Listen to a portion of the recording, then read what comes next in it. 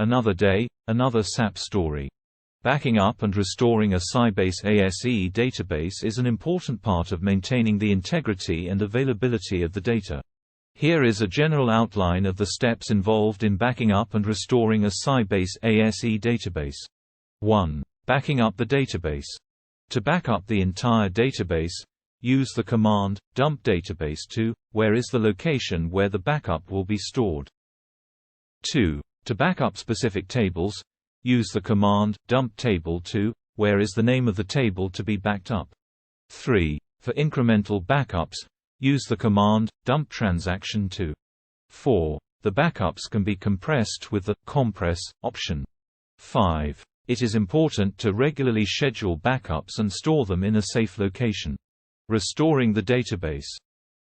1. To restore the entire database, use the command load database from where is the location of the backup. 2. To restore specific tables, use the command load table from where is the name of the table to be restored. 3. To restore incremental backups, use the command load transaction from.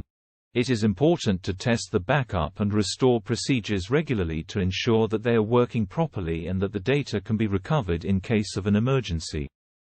Also, it is important to have a disaster recovery plan in place, in case of unexpected events such as server failures or natural disasters.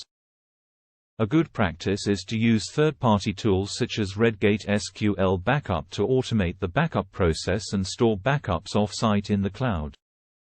Another good practice is to have multiple backups, on different storage media and different locations, to ensure that at least one copy of the data is available in case of disaster. In general, regular backups and well-tested restore procedures are essential for maintaining the integrity and availability of the data in a Sybase ASE database. Thanks for watching. Subscribe for more smiley face.